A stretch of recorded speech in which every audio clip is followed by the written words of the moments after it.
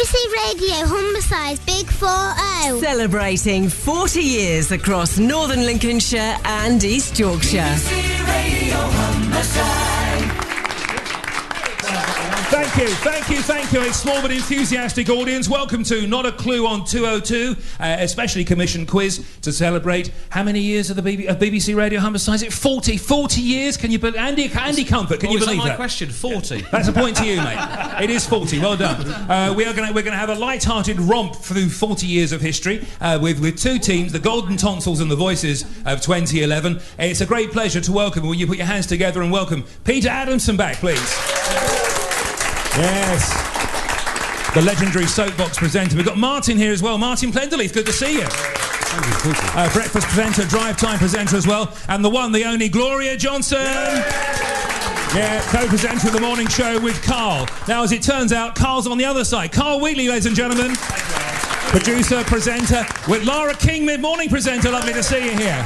And still awake and talking and still being awake. Andy Comfort, breakfast show presenter. Terrific to see you. This is going to be a sort of, have I got a question of sport, newsy, QI, Buzzcocks thing? It's like that. So the way it works is there are points to be given out, more or less a point for every correct answer. So don't be afraid to have a go. So a point for a correct answer, but bonus points can be given at my discretion for added humour or relevant memories or history. And obviously I can take them away as well. Let's start with round one, which is all about fruit and vegetable prices. In the 1970s, young Radio Humberside broadcasters were given their first job on air of reporting from the fruit market on a Saturday morning to give people an idea of market prices. So, we've got Golden Tonsils here, and we've got the Voices of 2011 here. First of all, for you, the Voices of 2011, listen to our cub reporter, Gwilym Lloyd, and then you'll be asked to remember from his script as many fruits as you can. But let's hear the audio first. Here's Gwilym. Hello, this is Gwilym Lloyd reporting from the Hull Fruit Market. Today we have satsumas, melons, blueberries, bananas, starfruit, clementines, lemons, pears, pomegranates, strawberries, cherries, black grapes, red grapes, green grapes, rhubarb, Granny Smiths, coxes and golden delicious. Well, which part of Bondi is he from? Right, we'll give you a number of seconds to remember and recount live as many of those fruit as you possibly can, starting now. Pomegranates. Satsumas. Blueberries. Passion fruit. No. Bananas. Starfruit. Raspberries. Yes. You're making it up. Blueberries. Have you got pomegranates? Yeah, I said that. Blueberries. Yeah, blueberries. Bananas. Anything ending in berry. Did he say melons? Melons, of course. Melons. He should have done. Melons. Just mime that one again to me, would you? Lemons. Oranges and lemons. Tangerines. Well, that'll do you. Give them a round of applause. I thought they did better than I would have done, certainly. And we won't tell you how many you got. Do you want, Michelle, have you totted it up already? They got 6. 6 points. I think that's 6 points. I think that's good enough for 6 points. All right, well done you. Voices of 2011. Now, tonsils. Golden tonsils, if you're ready. We have more of Gwilym here. This time it's vegetables. How many vegetables can you remember from Gwilym's second broadcast? This is Gwilym Lloyd reporting from the Hull Fruit Market.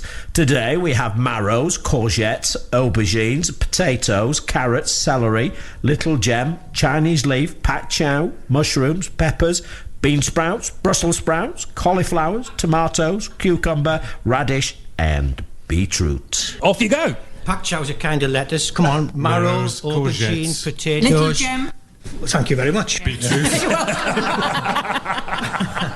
Cauliflower. And stop feeling me knee under it. Celery. Peas. Brolicky. Brolicky, yep. Cabbage. Matching colours. Cabbage, yes. Have we said cauliflower? Tomatoes, potatoes, we've done them. 5, leeks. 4, 3. Oh, I love a leek. Did he have a leek? Turnip. I love a leek. Roughly 1. Turnip. That'll do you. Round of applause, please, for the tonsils. So Michelle's on the case. 9. Oh. The Golden Tonsils storm into an early lead. That's by my reckoning. Right. Round 2, history of the station. A round of questions related to local radio across the decades. Tonsils first. What was the name of the original BBC radio station in Hull, which opened and closed back in the 1920s? It was it's one of those LS3s or LS4s or something. Was it 2LO, was it ELO, or was it 6KH? 6KH. Is correct. Thank you. Well done. Yeah, good point. I was only a boy at the time. That's right. Now, voices. In the 1970s, Radio Humberside broadcast an evening programme for young people. It was called the Paul Hunsley Electric Wireless Show. But can you tell me, why was it called Paul Hunsley? Yes, because the media wave transmitter is in Paul and the FM transmitter is at High Hunsley. Absolutely right. Andy Comfort. Well in. Back to the tonsils. What was the name of Radio Humberside's breakfast programme between 1971 and 1993? Oh, it's something to do with tides. It'll be morning tide. Morning tide. Morning tide, yeah, that's a good point. Well done. Back to the voices here. Aside from those assembled here this evening, name 3 people who have regularly presented the station's breakfast programme, apart from, can't include you two, or Martin, or Ruth Barcroft. So any other 3 people that have regularly presented the station? Since Adam was allowed. Yes. Blair Jacobs. Helen Philpott. Yep. Martin Plenderleith. Yeah, we can't include Martin. Oh, sorry, why not? No. I like to. He was good, wasn't he? He was, yeah. You got 2? Donna Larson. Donna Larson, that'll do it, yeah. Well done, that's good. You could have had Ian Hunter, Fiona Cowan, Dave Sanders, Dave Taverner, Nick Hull, Eric Smith, Charlie, John Howden, Judy Murden did it for a while. There was Neil Pringle, Paul Teague, Alan Cuthbertson, Donna Larson, Helen Philpott, and Keith Loxam on my list. And me, the morning taverner, was on his honeymoon and never turned in. And you. Oh. None of them had sticking power, obviously. No. Right, back to the tonsils team. Which former Radio Humberside presenter now presents a daily programme on Radio 2? Paul Heine. Nope. Another guess? For half a point? Oh, they've got... Oh. On Radio 2. It's not Alex Lester, is it? It is Alex Lester. Yes, Alex Lester, yeah, well done. But yeah, well done, tonsils. Back to the voices. Which former Radio Humberside presenter hosts ITV1's Countrywise programme? Paul Heine. That is Paul Heine, yes. Thanks, Gloria. Thanks, Gloria.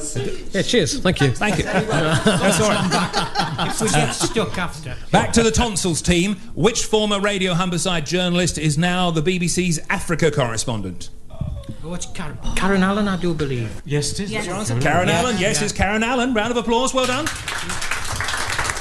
Back to the voices of 2011. Which former Radio Humberside researcher went on to become a foreign affairs producer for the BBC and won the MBE for his coverage of the fall of Iraq?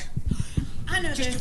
Yeah, and he was on from Cairo. Yep. Is that right? I think I saw him at... Paul Danaher? That's the boy, yeah, Paul Danaher. Well done, Andy. Well done, Andy. Tonsils, another one for you. Which former Radio Humberside journalist is now Executive Vice President and MD of the global TV news network CNN? Tony Maddox. Tony Maddox, yeah. Well done, man. God. And finally, for the voices, what was the #1 record in the UK charts when Radio Humberside came on air on the 25th of February 1971? Was it Chirpy Chirpy Cheep Cheep? It wasn't. You can have another guess for half a point. Or I'll pass it over for us. Pass it over. Hang on. Pass it over. 1971. Pass it over, It was pass it over. T-Rex. Yeah, I'm going to pass it over. Was it Your Song by Elton John? It wasn't, no.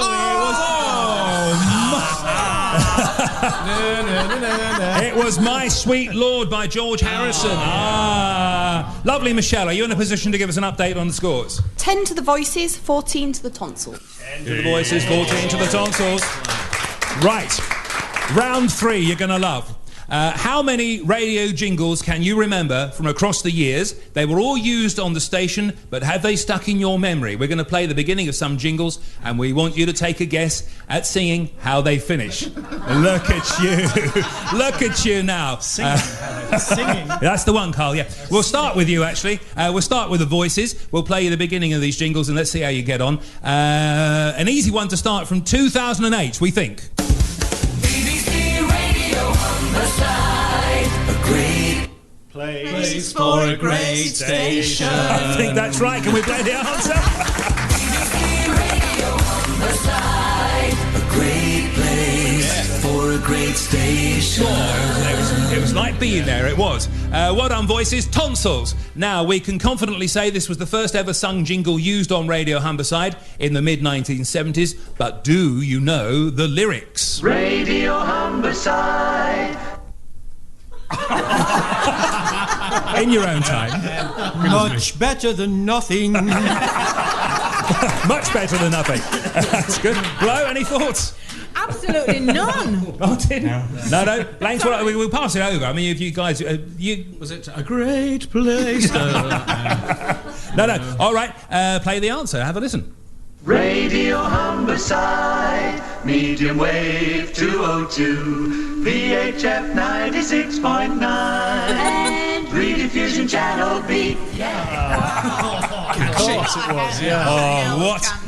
Now then, back to the voices from the mid-1980s when Radio Humberside commissioned its first ever full orchestral jingle package. It was the Royal Philharmonic Orchestra, conducted by David Arnold. Can you sing this one?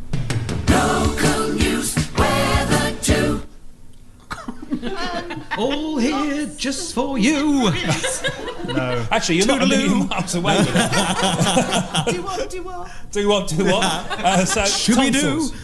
Tonsils? Do what? No. Okay. Oh, nice try-ish. Go on, John, play the whole thing for us. Local news, weather too. Stay in tune, we'll stay with you. Up to date, never late. Radio Humberside. Up to date, never late. Like a barbershop quartet. I thought it said out of date, never late. Point to Andy. I think additional humour. Point to Andy's team. Right, now back to the tonsils team. This one has got no singing, but what was the catchphrase?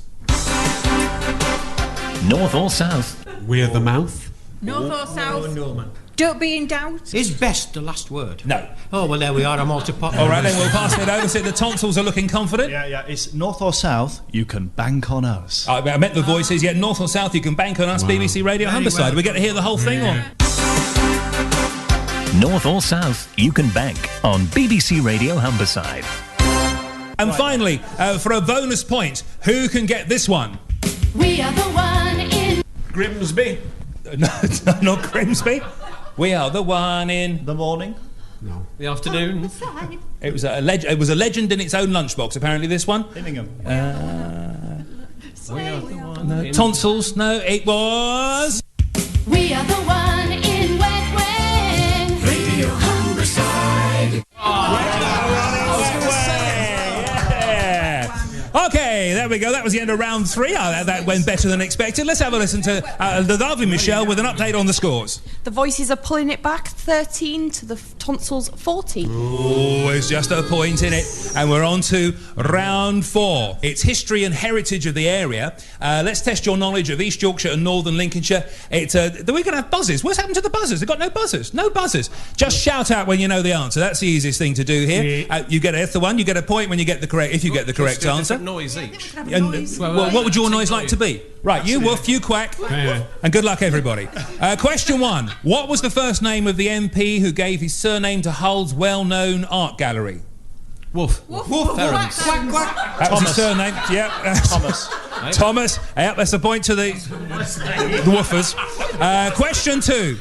What is the name of the flagship of the American Navy lost off Flamborough Head in 1779? Oh, woof. Woof. Was it the Bonhomme Richard or something? It was the Bonhomme Richard, yeah, well done. Another point to you. Question 3. English Heritage say this tourist attraction has the largest ornate fortified gatehouse in Europe. Where are they talking about? Thornton Abbey. Thornton Abbey, that was. We'll move on. I was just going to say... Oh, sorry, mate. Which? Go on, say it now. I lost my quack. Oh. Quack Thornton Abbey. Quack Thornton. Give him a point for that. Give him a point for that. Excuse me, my quack's coming out as a quoof. Give us a burst, Jack. Give us a quoof. Yeah, You're going quoof. A quack and Would it be better if you sat in the middle if you're going quoof? No, I'll climb myself. All right. Which of these songs was the Beautiful South's first #1? Was it Song for Whoever, A Little Time, or Perfect 10? Woof. Woof. Song for Whoever. No. Would you like an answer on this? Quack, Perfect Time. Perfect 10. Yeah, whatever. No. But it was the other one. A Little Time. It was #1 in 1990. It was their only #1, as it turns out. It was on the CD Choke. Question 5. Who was the MP for Great Grimsby before Austin Mitchell? Was there one? Another point for Andy. Humour value. Anthony Cross. It was. Well done, Lara. Lara King, Anthony Crossland, yeah. Labour MP, he also went on to be Foreign Secretary and Secretary of State for Education and Science. Question 6. What association does the ship the Brooks have with this area? Slave ship, William Wilberforce. That's the one. Well done, Peter. Yep, it was. Point Point over here to the tonsils. Now, this area was settled as early as 2000 BC. A collection of hamlets and dwellings is noted in the Domesday Book, and the town we know today takes its name from the hamlet of Escumthorpe. The town is... Quackscunthorpe. Quackscunthorpe, yep. Wow. Quackscunthorpe, well done. Question 10. Name the venue. Originally called the Olympia, it was renamed after the war in 46. Over the years, it saw performances by the likes of Queen, AC/DC and the Stranglers. It was popular for tea dances and line dancing too, before it was closed and then demolished in the summer of 2007. Name the venue. Quack Locarno. No, Quack not. Quack not. Quack not. Yep. Yeah. Woof. It's not the Baths Hall, is it? It's not the Baths Hall. No, I said it's not the Baths Hall. No, you're right. So therefore, technically speaking, it must be Winter Gardens, Cleethorpes. And question 11, final question in this round. From Hull, who famously did what with black magic? Have to rush your teams. Carlos Santana and Woman. You're very close, but that's not... Was that a duck or a woof? What was that? That was a quack. Oh, sorry. No, it's right. It's wrong. Woofs. No, I'm going to tell you. It was Amy Johnson who flew it in a race to Australia in 1934 with her husband. It was a de Havilland 88 Comet racer, but the attempt was abandoned in India. Yeah, so there you go. Good round, folks. And the lovely Michelle, how are we doing for scores? 17 all. 17 all. Man, can you stand it? What about that? Right then, round 5. What happened next? 3 bloopers with teasers, then the full bits to be heard sometime along the line as well. Sometimes things don't go to plan on the radio, so this round marks a tribute to the generations of newsreaders and reporters who didn't get it right first time. We'll play you some clips, and we'd like your ideas on what happened next. We'll start with the tonsils. First of all for you then, newsreader Russell Merriman gets his chops round a story on the high seas. A second Royal Navy ship has been sent to the area off the Isles of Scilly where British and French trawlers have been involved in clashes. HMS Alderney will join the minesweeper Brecon on fishery protection patrol. What happens next, tonsils? Not an awful lot because he had hardly any breath left. That's not it. You have another stab. Get ready to jump in, get a point here, potentially voices. I don't know if you know. Did he sneeze? No, he didn't sneeze. Shall I pass it over? A form of expulsion of air. there might have been, after what happened, there might have been, but that's not what happened. Did he say, I'm sorry, I can't do any more and leave? No. He said the trawler had its nuts cut. Instead of nets cut. He did. What happened next? He said trawler gets its nuts cut. Let's have a listen to that. Here we go. A second Royal Navy ship has been sent to the area off the Isles of Scilly where British and French trawlers have been involved in clashes. HMS Alderney will join the minesweeper Brecon on fishery protection patrol. 2 of the Cornish trawlers who had their nuts cut by French boats are returning to the scene to try to recover lost fishing gear. Marvellous. So an extra point there for the voices. This is your question, voices. This is Charles Levitt, newsreader Charles Levitt, tackling a legal story. A coach driver from Cornwall has been remanded on bail, charged with being almost 3 times over the legal alcohol limit. Terence Lang was arrested as he climbed into his vehicle at Victoria Station in London. Magistrates at Horseferry Road ruled it as a condition of bail. So what happened next, voices? You looking confident? What did he call him? He called him Mr. Alcohol. I think he said, as on a condition of bail, Mr. Alcohol shouldn't have any alcohol. Let's have a listen. A coach driver from Cornwall has been remanded on bail, charged with being almost 3 times over the legal alcohol limit. Terence Lang was arrested as he climbed into his vehicle at Victoria Station in London. The magistrates at Horseferry Road ruled it as a condition of bail. Mr. Alcohol should not drink any alcohol. Well done, Andy and the Voices team. All right, and this is a free-for-all. Whoever gets the answer first gets the point. We can all be forgiven for losing our cool, but what happens when journalist Rod Crocker finds this telephone call doesn't go to plan? There's been no change. It was sent back in order that a smaller... No, just a minute.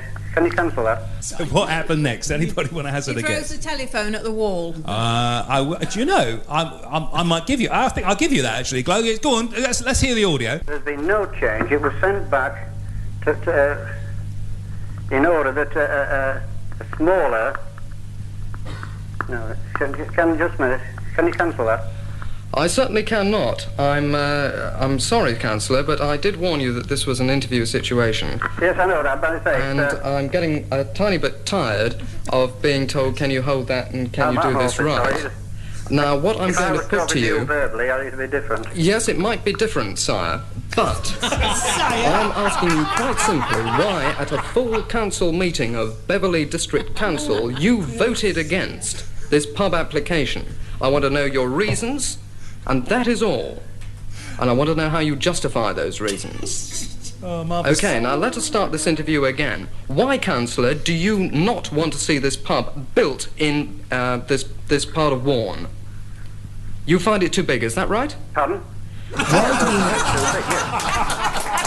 Oh dear, so he didn't exactly throw the phone, but I think he would have done, given the opportunity. Well done, Gloria. That's a point for you guys on the tonsils. Right, that's the end of... That was round 5. My goodness, we're whizzing through here. Michelle's got an eye on the scores. How are we doing? 19 to the voices, 18 to the tonsil. Can I have a bonus for thinking of a good line far too late? You certainly can, go on. The one about the nuts cut is an example of the British broad-corping castration of its vet. I'll give him 2 points, actually, for that. I think that's... Yes, I think that's well worth it. Can I have a point, or maybe 2 points, for saying it's a good job Jim Notty wasn't reading that one out, wasn't it? Goodness gracious, yeah, you can have a point for that. Point for that. Lara King, say anything. Anything. You can have a point as well, look at that. Yeah. Thank you, Jeremy. Here we go then, round 6. What's the story? We've delved into the archives for clips of stories over the years, so we want you to identify the story involved. If you need clues along the way, I'll help. But number 1, feelings were running high in 1977 as this chap described how well his campaign was going. Who was it and what was the issue? The response is absolutely overwhelming. It's tremendous. I never dreamt that it could possibly be like this, but in just over 2 weeks we have achieved 14,000 signatures. And this, I think, speaks for itself. I've had ladies who've not been out of the house for 3 or 4 weeks, have got a taxi and come down to my business premises and signed the petition, got back in the taxi and gone home again, probably for another 3 or 4 weeks. It's a local businessman. I think he's still a local businessman, and we know the voice. We know the voice. Okay, shall I give you a point for businessman? Yeah, I'll give you. Go on, I'm feeling generous. Point for businessman. Would you like any more points? Can you give me anything give us else? a clue. He was Trevor Pearson. East Yorkshire businessman. He was one of the leading lights trying to get the county of Humberside abolished. He wanted to bring back Yorkshire and Lincolnshire's traditional county boundaries. It took him another 19 years for the dream to come true, and it was 1996 when they eventually got round to abolishing it. Okay, well done, you get a point. Tonsils, question 2 on a similar theme. 1979, a newly elected local MP used his maiden speech in the Commons to make this point. Again, who is it, which party, and what does he do now? History and geography have separated Lincolnshire and Yorkshire from each other. Local government reorganisation, regrettably in my view, tried to change this. But the bridge will be the hope of many that 2 traditionally rival communities might yet be united. I must confess, Mr. Speaker, to being a little sceptical at the optimism on this point, but we must await the future, obviously, with hope. Tonsils team looking confident. Well, we think it's Michael Brown. Yep. Conservative. Yep. And it was something to do with the Humber Bill Bridge. Yeah, well, it was. He was first elected 79 as a Conservative MP for Scunthorpe, later Brigg and Cleethorpes. Commentator and journalist now. Yes. Do you know the paper? Right, I thought he wrote for Can we have a bonus point? Can we have a bonus point if we know the paper? Well, you guys can have 2 points, absolutely, and if you can name the paper, you can have a bonus point. I think it's the Independent. Oh, you'll do it for a bonus point. Okay, bonus point, well done. Back to the voices, question 3. Food, this is, 1980. What was the story? Began, as you say, with Genghis Khan and his horsemen and the steak tartare, and the Mongols and Tartars in his army advanced to Vienna and took the idea with them, and at that stage it was converted slightly using cooked meat to become a Vienna steak. Later on the idea was taken to Hamburg. So, Voices team, 1980, what was the story? Can we have a point at least for picking out that Tartars there now run a steelworks in Scunthorpe? You can, because that's very good. I quite like that. Give them a bonus point. Lara King, would you like to say anything? No. Give her another point for saying no. Not a clue. Excellent, not a clue. Bonus point if you guys over here on the tonsils team can hazard a guess. No, we haven't a clue. Martin? But we'd just like to protest at the obvious bias that you're showing as the chair. I'll give you a point for that. Thank you. A protestation of obvious bias. I love that. Okay, it was all about burgers, actually. It was in Grimsby. It was Findus. It was the anniversary, the 700th birthday of the beef burger, and it was being made by Findus in Grimsby. That's what that story was all about. Tasted off. Yeah. Yeah. Tonsils, right. Tonsils. In the late 1970s, why did the whole trawler Junella attract attention when it landed in Stornoway on the Hebrides? Have a listen to this. She arrived in Stornoway from the Baltic Sea yesterday, laden with 650 tons of cod she'll be putting ashore in Hull next week. The Junella, built 4 years ago, is technologically one of the most modern trawlers in Europe. Much of the work on board is done by computers. The trawler is owned by J. Marr and Son Limited of Hull, who incidentally also celebrated that they had just won a Queen's Award to Industry yesterday.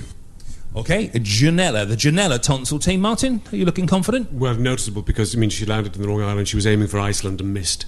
Okay, no, it's not the answer, but I like it. Give him a point. Give him a point. It was a good answer. Well, try another answer. Yeah, go on then. She was connected with the unpleasantness known as the Cod Wars, and had been tackled by an Icelandic gunboat. No, that's not what I've got in front of me. It's a decent answer, but it's not right, as they say. What about you guys over here? Want to have a stab at it?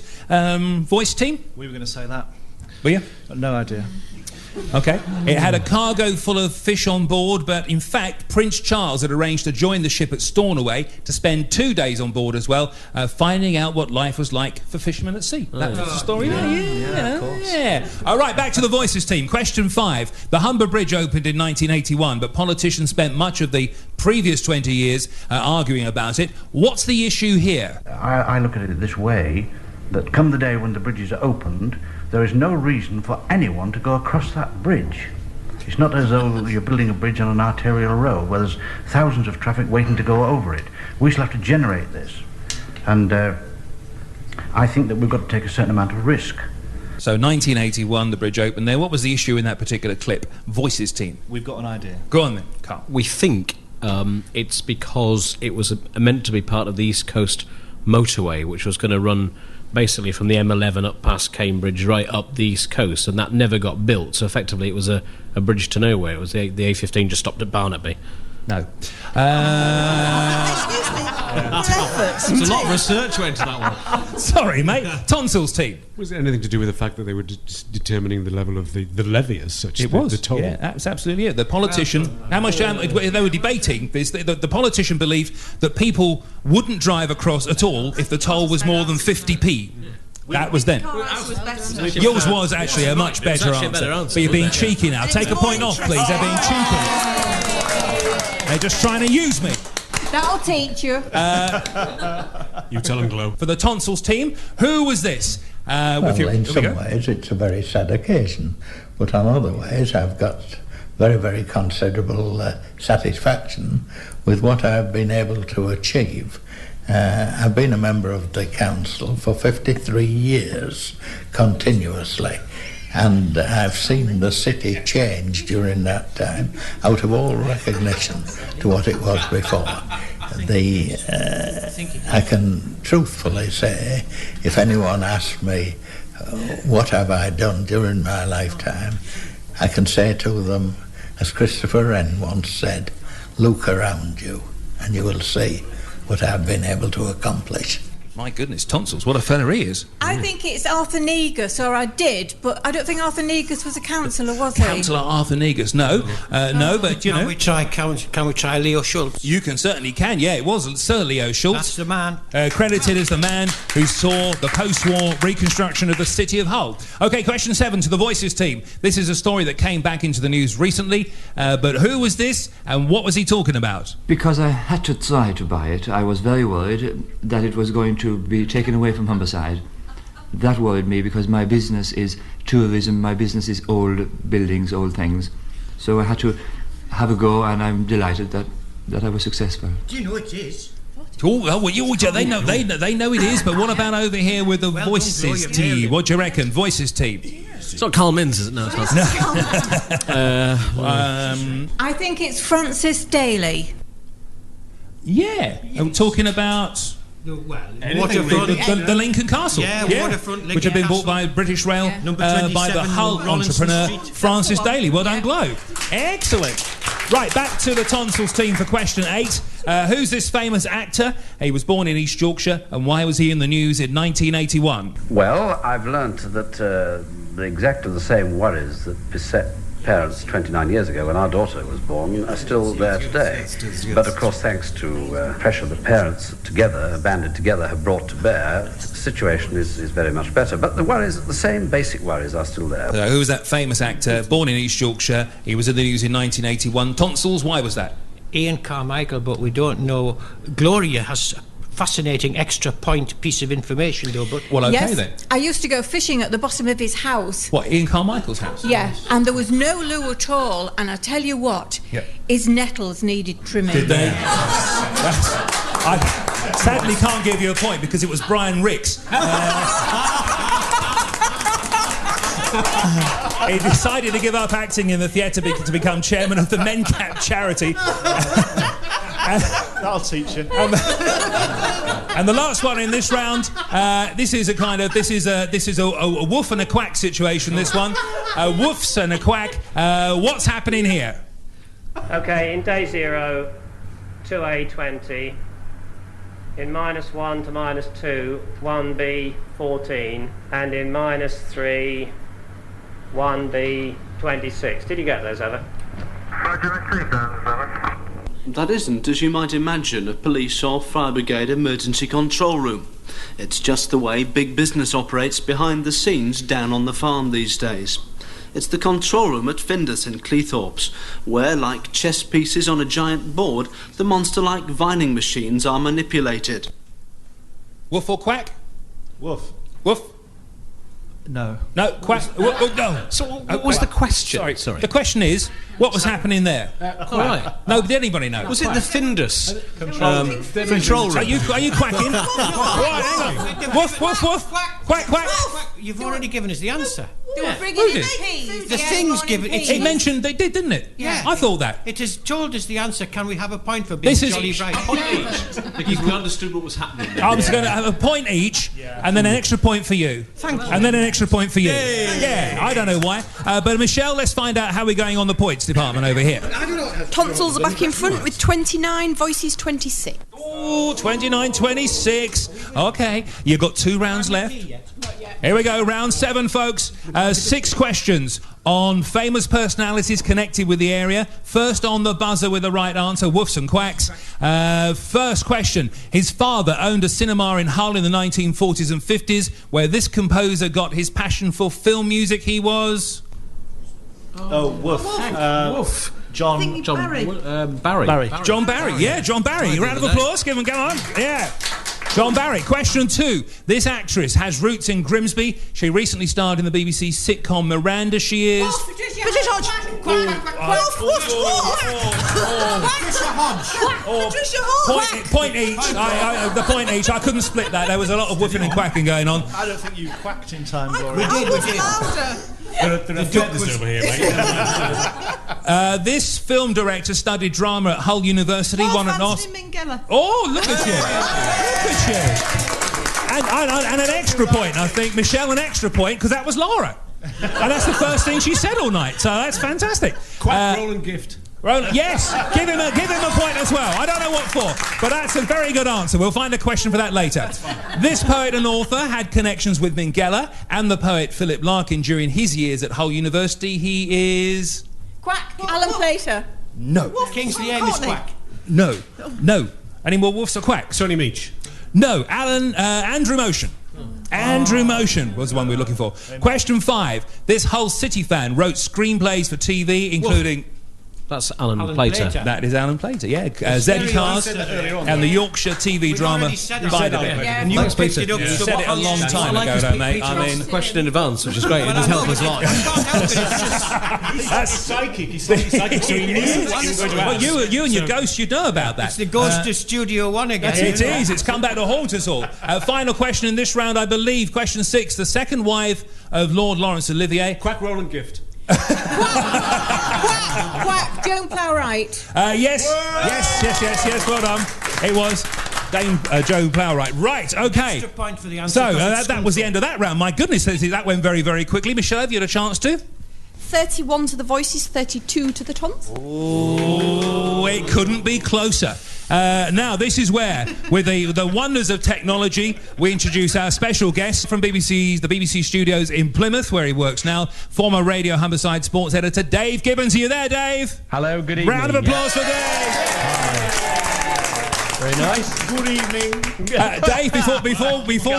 Good evening to Carl. Good evening. Dave, before we do the thing with you, give us a one thought, if you can, about your time here when you were working in BBC Radio Humberside. I mean, you're renowned as being, or frankly, a nutcase. I mean, what are your memories of this place? You just want one thought? Yes, please. I'll be as quick as I can. A predecessor of mine, whose name... sorry, we're out of time. Thanks, Martin. Nice to hear from you. He hasn't changed. Predecessor of mine, I won't reveal the name, didn't live in Humberside, as it used to be called. He lived in West Yorkshire and had a train to catch one Friday night. In those days, we used to have a regular Friday night programme from 7 o'clock to 10 o'clock. And his train used to leave Paragon Station for Leeds at about 10:17. And a half. Yeah, well, he had it precisely timed, believe you me. Anyway, he had his briefcase outside, I think it was the old Studio One, which was supposedly haunted, and he always put his briefcase to the left of the door, so he could just speed out the building, and he had this walk from the studio centre in Chapel Street to Paragon Station timed to perfection. Now, as he was checking everything for the next day, and everything had been set up for the breakfast, the sports bulletin on the Saturday, and everything for the Saturday sports programme in the afternoon, I mischievously moved his briefcase from one side of the door to the other, so it would delay him. And when he said goodnight to everybody, he went out the door, couldn't find his briefcase. There was an almighty rumpus outside, growling, shouts, groans, unbelievable expletives, came bursting in the door and said, "Who's moved my briefcase? I'm going to be late for me train." So I said, have you tried looking in the corridor at the other side of the door? Ah, there it is! Whoever did that! Oh, I shall be on him like a ton of bricks! Cheerio, buddies! And off he went with its steam and goodness knows in his wake. And I think he's still, to this day, I know he still managed to catch that train. Great story. Give him a round of applause, folks. Oh dear. Right then. Our final round gives the teams a chance to win points by seeing if they can beat Gibbo on his specialist subject. If anyone can outwit Gibbo on capital cities of the world, they get a point. So let's, after a space of at least 10 years, play Gibbo's Good at Geography. We'll start with we'll have 3 attempts from each team. We'll start with the tonsils with your first attempt. You name the country, he gives you the capital city. If you beat him, you get the point. It's pretty straightforward. Between you? Ecuador. Quito. The look of disappointment on his face there. Okay, let's go across the voices. Dave, hello. One of my favourites from our time on Gibbo's Good at Geography, Burkina Faso. Oh, our favourite. Ouagadougou. Okay. Former name of Burkina Faso, Upper Volta. Yes, right Upper Volta, yes. Back to the tonsils team for a second capital city from you guys. Liberia. Yeah. Monrovia, one of the biggest seaports in the world. Biggest seaport in Africa. Yeah. Monrovia. Okay. All right, still nobody's beaten him. Let's get back to the voices for another one. Right, here we go, Gibbo. Good evening. Good evening, Glenn. How about Brunei? Brunei Darussalam. No, that's not the capital. It's the official name of the country. Brunei Darussalam is Bandar Seri Begawan, another one of Andy's favourites. Right. Last chance to pick up a point then. Let's go back to the tonsils team for another quick stab at Gibbo's Good at Geography. You got a capital city for him? Just before the country, can I ask him to tell us whether it's true or not that on his honeymoon he took the Atlas so he'd have something to do in bed? Gibbo, is that true? Dear, that's the night the Earth moved. I think that's a point to Gibbo. Outer Mongolia, is that still with us? Well, Mongolia, Outer Mongolia, official name of Mongolia, Ulaanbaatar. There's another one, and the final chance for the Voices team to pick up a point. Dave, we think it's the Pacific island where they see New Year in first. Is it Vanuatu? Is that an island, a Pacific island, or have I... Kiribati, actually, they see the New Year in first. Right, okay. Sorry. But that's right. Where they see New Year in second. Is it Vanuatu? Yeah, Vanuatu. Yeah. Are you asking me Vanuatu or Kiribati? Vanuatu. Port Vila. V-I-L-A. Oh, and his face has fallen. What about that? Folks. And Kiribati is Bairiki. It's Bairiki, which is on Tarawa Atoll, because most of the Pacific Islands are made up of atolls. Dave Gibbins, give him a round of applause, everybody. Oh, my. Right, let's head back and see what the final scores on the doors are. Michelle's been keeping tabs. How's it looking? 31 to the Voices, 32 to the Tonsils. Oh, it couldn't have been any closer. 31 to the Voices, 32 to the Tonsils. I declare the Tonsils are the winners this evening, ladies and gentlemen.